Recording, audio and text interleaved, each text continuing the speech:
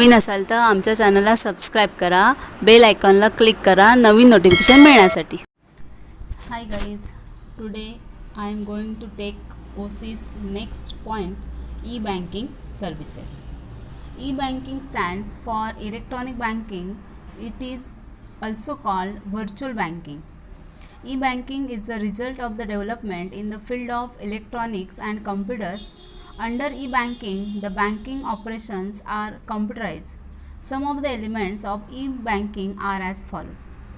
So our next point is e-banking services. तर याच्या आधी आपण बघितलं की कमर्शियल बँकचे सेकंडरी प्रायमरी फंक्शन्स कोणकोणते आहेत, कोणकोणते आपल्याला सर्व्हिसेस या बँका आपल्याला ट्रान्सफर करत असतात किंवा अवेलेबल करून देत असतात. तर नेक्स्ट अतिशय इम्पॉर्टंट आहे जे तुम्हाला रेग्युलर तुम्ही लाईफमध्ये या ई-बँकिंग सर्व्हिसचा वापर करत असता. तर या ई-बँकिंगलाच आपण त्याचा लॉंग फॉर्म जो आहे त्याला आपण इलेक्ट्रॉनिक बँकिंग म्हणतो किंवा त्याला आपण दुसरं नाव देऊ शकतो ते म्हणजे व्हर्च्युअल बँकिंग. तर या बँकिंगमुळं काय होतं असतं की इलेक्ट्रॉनिक्स आणि कॉम्प्युटर्स यांचा वापर करून या बँकिंगमध्येच चांगल्या पद्धतीची डेव्हलपमेंट झालेली आपल्याला दिसून येते. तर याच्यामध्ये ई-बँकिंग हे असं एक कॉम्प्युटराईज सगळं ऑपरेशन असतं की त्याचे कोणकोणते एलिमेंट्स आहेत, कोणकोणत्या सर्व्हिसेस आपल्याला ई-बँकिंगद्वारे दिल्या जात असतात ते आपण बघणार आहोत. First one, automated teller machine, ज्याला आपण शॉर्टकटमध्ये ATM असं म्हणतो, पण बरेच जण एनी टाईम मनी असं म्हणतात, पण याचा ॲक्च्युली लॉंग फॉर्म असा आहे तो म्हणजे automated teller machine. The ATMs are electronic machines which are operated by the customer on his own to withdraw or deposit money. It can be used for other banking transactions also, such as balance inquiry, transferring money, request the checkbook or bank statement, etc. Nowadays, ATM also provides facility of cash deposit through CDM, that is cash deposit machines. तर ATM म्हणजेच त्याला आपण automated teller machine असं म्हणतो. ही आपल्याला 24 hours service दिली जात असते आणि याच्यामध्ये हा जो कस्टमर आहे त्याच्या स्वतःच्या वैयक्तिक अकाउंटमधून कॅश ही विथड्रॉ करत असतो किंवा मग डिपॉझिट करत असतो. आणि यामध्ये जे होणारे जे ट्रान्झॅक्शन आहेत ते बँकिंग ट्रान्झॅक्शन असतात. म्हणजेच कोणाला बॅलन्स इन्क्वायरी करायची असेल, ट्रान्सफरिंग मनी करायचं असेल किंवा चेकबुकची रिक्वेस्ट करायची असेल, हे या प्रकारचे सगळे बँक स्टेटमेंट हवे असतील तर आपण या ऑटोमेटेड टेलर मशीनचा यूज करू शकतो. आणि सध्या ATMद्वारे आपल्याला याच्या आधी विथड्रॉ आणि डिपॉझिट केल्याची एंट्री असायची, मात्र आता आपण याद्वारे कॅश द डिपॉझिट या CDM म्हणजे कॅश डिपॉझिट मशीनद्वारे आपण करू शकतो. तर याला आपण म्हणतो automated teller machine. Next, credit cards. A credit card is a payment card. It allows the card holder to pay on different transactions he perform. The issuing bank creates a revolving account and grants a line of credit to the customers or users.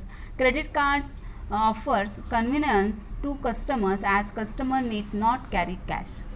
म्हणजेच credit card हे credit card असं त्याला आपण payment card असं म्हणतो आणि या credit कार्डद्वारे जो क्रेडिट होल्डर आहे याला त्याच्या खिशात जरी पैसे नसतील तरीसुद्धा या क्रेडिट कार्डचा वापर तो करू शकतो. म्हणजेच त्याच्या अकाउंटमध्ये जरी कॅश नसेल तरी बँक त्यावेळी तुम्हाला कॅश अवेलेबल करून देत असते. आणि ही क्रेडिट कार्डची तुम्हाला काही लिमिट दिलेली असते. म्हणजे फॉर एक्झाम्पल 40,000पर्यंत तुम्ही त्या कार्डचा 40,000पर्यंत तुम्ही शॉपिंग करू शकता, परचेसिंग करू शकता, वॉट एव्हर यू वॉन्ट.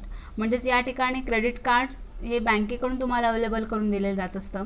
आणि मात्र ती क्रेडिट कार्डची एक 1 मंथची त्यांची डेट असते. त्या डेटमध्ये मात्र तेवढे अकाउंटमध्ये तुमचे कॅश असणं गरजेचं असतं, नाहीतर मग ते आपल्या अकाउंटमधून ते आपोआप पैसे कट होत असतात. पण एनी टाईम जे तुमच्या खिशामध्ये अजिबात कॅश नसेल तर अशावेळी क्रेडिट कार्डचा वापर केला जात असतो आणि ही सगळी आपल्याला सर्व्हिस ही बँकेकडून दिली जात असते.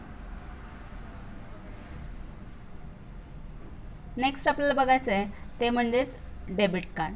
तर डेबिट कार्ड या ठिकाणी आपण बघू शकतो अशा पद्धतीने डेबिट कार्ड असतं. Most of the banks nowadays offer debit cards as soon as account is opened by account holder through debit card payments. The amount gets deducted from account holder's account. Some banks offer personalized debit and credit cards as per the requirements of customer. म्हणजेच या debit कार्डमध्ये याच्या आधी आपण बघितलं की credit card असेल तर तुमच्या अकाउंटमध्ये पैसे नसले तरीसुद्धा तुम्हाला क्रेडिट कार्डद्वारे ते पैसे अवेलेबल केले जात असतात. मात्र डेबिट कार्ड हे असं कार्ड आहे की ज्याच्यामध्ये तुमच्या अकाउंटमध्ये स्वतःचे पैसे असणं गरजेचं आहे आणि हे डेबिट कार्ड ज्यावेळी पेमेंट करायचं असेल त्यावेळी ते स्क्रॅच केलं जात असतं आणि मग तेवढी अमाऊंट ही आपल्या अकाउंटमधून साहजिकच डिडक्ट होत असते. त्याच्यानंतर RTGS.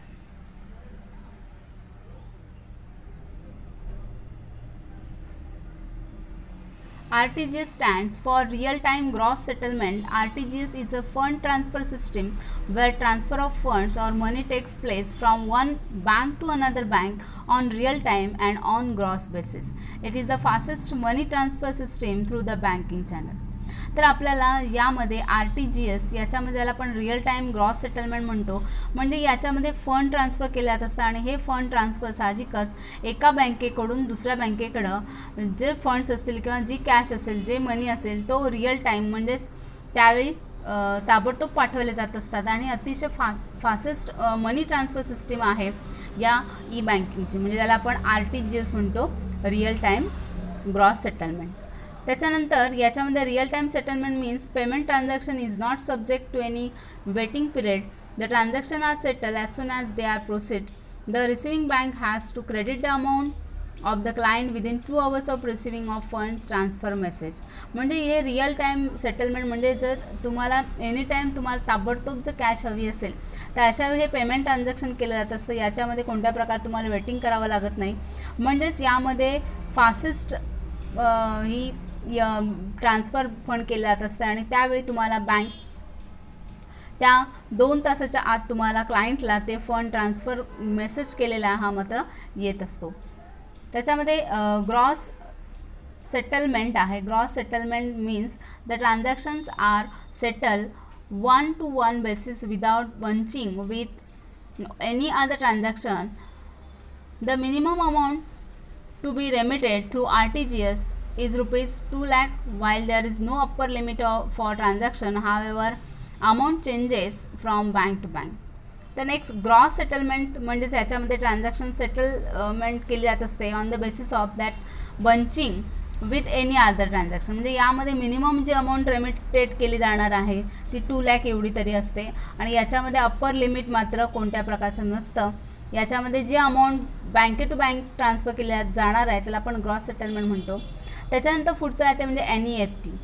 NEFT stand for national electronic fund transfer. National electronic fund transfer. Under this system funds are transferred electronically from one branch to another branch or one bank to another bank in the country. The client has to give details of NEFT code of branch and account number of beneficiary to whom the money is to be transferred. तर NEFT त्याला आपण national electronic fund transfer असं म्हणतो आणि हे जे funds आहे transfer electronically केले जात असतात. ते एका ब्रँचकडून दुसऱ्या ब्रँचकडे किंवा एका बँकेकडून दुसऱ्या बँकेकडे ट्रान्सफर केले जात असतात आणि हेच करत असताना याच्यामध्ये क्लायंटला त्या NEFT कोड जो आहे तो मात्र त्याचा डिटेल द्यावा लागत असतो ब्रँचकडे आणि अकाउंट नंबर द्यावा लागत असतो आणि त्याप्रमाणे ते मनी ट्रान्सफर केले जात असतात. त्याच्यानंतर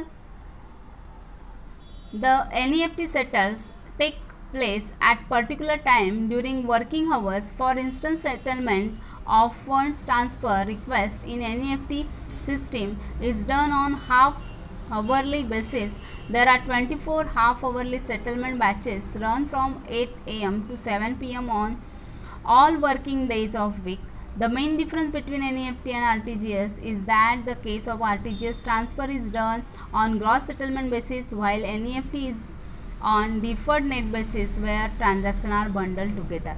तर याच्यामध्ये जी NEFT सेटलमेंट केलं जात असतं किंवा ही जी आपल्याला ई बँकिंग दिलं जात आहे तर याच्यामध्ये वर्किंग जो आवर्स आहे ते तुम्हाला इन्स्टंटली ट्रान्सफर केलं जात असतं ज्याच्यासाठी आपल्याला NEFT कोड सेंड करावा लागत असतो. त्याचप्रमाणे आपला अकाउंट नंबर सेंड करावा लागतो आणि हे सगळं होत असताना सिस्टीम सर्व जी प्रोसिजर आहे ती हाफ अवरली बेसिसवर केली जात असते. म्हणजेच तिथं 24 आवर सेटलमेंट बॅचेस ही 8 AM to 7 PM या पद्धतीने वर्किंग डेज ऑफ वीक केली जात असते. ती याच्यामध्ये NEFT आणि RTGS याच्यामध्ये डिफरन्स असा आहे की RTGS जे आहे ज्याला आपण रिअल टाईम ग्रॉस सेटलमेंट असं म्हणतोय, तर RTGS हे ट्रान्सफर करत असताना ग्रॉस सेटलमेंट बेसिसवर केली जात असते आणि NEFT ही मात्र डिफर्ड नेट बेसिसवर केली जात असते आणि सगळे ट्रान्झॅक्शन सगळे एकत्र असे केले जात असतात. त्याला आपण NEFT सेटलमेंट असं म्हणतो. त्याच्यानंतर नेक्स्ट आपल्याला बघायचं आहे ते म्हणजे net banking and mobile banking. With the introduction of net banking, the client is able to transact banking operation with the help of computers, laptop, and other gadgets.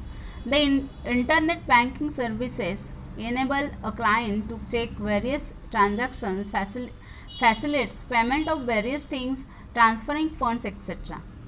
तर net banking आणि mobile banking हे तुम्हाला सगळ्यांना परिचयाचं आहे की याद्वारे आपल्याला net banking केलं जात असतं आणि हे सगळं जे बँकिंग ऑपरेशन आहे हे थ्रू आपलं कॉम्प्युटरद्वारे, लॅपटॉप किंवा अदर जे गॅजेट आहेत त्याद्वारे आपण नेट बँकिंग करत असतो.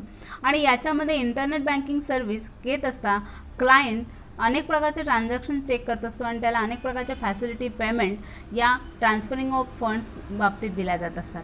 Mobile banking refers to use of banking services with the help of mobile phones. The client register with the bank for his facility and get unique code for transaction. The client can perform various transactions such as request for balance, transfer of fund, stop payment, issue of check book, etc. तर हे net banking म्हणजे mobile banking त्याला आपण म्हणू शकतो. तर हे करत असताना यामध्ये मोबाईल फोनचा यूज केला जात असतो आणि ज्यावेळी आपण हे नेट बँकिंग करत असतो म्हणजे एखादं शॉपिंग केलं असेल तर आपल्याला ते मागवायचं असेल आपल्या घरी, तर त्यावेळी मात्र तुम्हाला एक UPI कोड जो असतो तो आपल्याला त्यावेळी दिला जावा लागतो.